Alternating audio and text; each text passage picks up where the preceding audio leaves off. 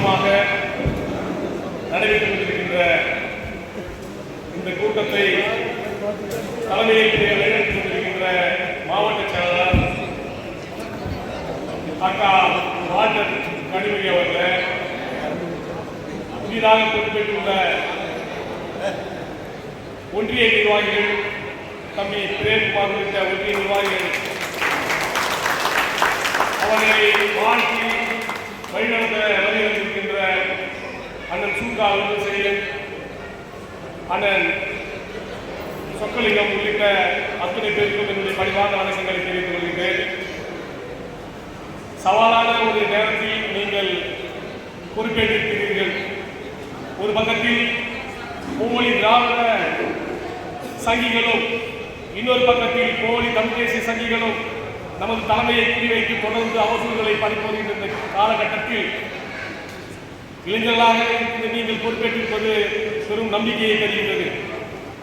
உங்களுக்கு எனக்கு பின்னால் வருபவர்கள் அறிவுரையும் வழிகாட்டும் சொல்லுவார்கள். ஒன்றே ஒன்றை குறிப்பிடுகிறேன்.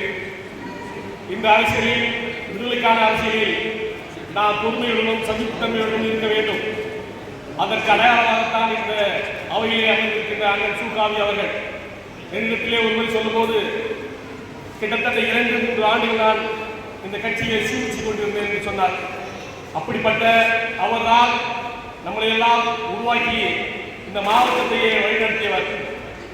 அடுத்ததாக மேலுக்கு மக்கள் தலைவர் அண்ணன் கட்சி தமிழர் அவர்கள், பொறுமையாயிருப்பவர்கள் தோற்றுவிட்டார்கள் என்று நினைப்போம் என்ற அவரது அந்த அற்புதமான பேச்சு சகிப்புத்தன்மை நமக்கு எவ்வளவு முக்கியம் என்பதை எடுத்துரைப்பார். அடுத்ததாக தேசிய தலைவர் அண்ணன் பிரபாகர் தமிழ் கூடல் நிகழ்விலே பத்திரிகையாளர்கள் அனைவரும் அவரிடத்திலே கேட்கிறார்கள், உங்களுக்கு பிடித்த ஆயுதம் எது என்று. அருகில் இருந்த ஆண்டன் பாலசுப்ரமணியன் அண்ணன் அவர்கள் அதை விலகி தலைவரிடத்திலே சொல்கிறார். தேசிய தலைவர் சொல்கிறார்,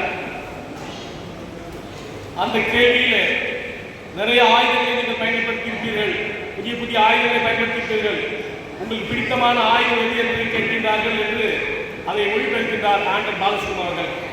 ஒரு துளியும் யோசிக்காமல் தேசிய தலைவர் சொல்கின்றார், சகிப்புத்தன்மை என்று. ஆக விடுதலைக்கான அரசியல் காலத்தில் இருக்கின்ற நாம், பொறுப்பேற்றிருக்கின்ற நீங்கள் அனைவரும் சகிப்புத்தன்மையோடு, ஒரு குழந்தைக்கு பால் ஊற்றுகின்ற அன்னையின் சகிப்புத்தன்மையோடு இந்த மண்ணில் நாம் களவாட வேண்டும் என்று உங்களை வேண்டி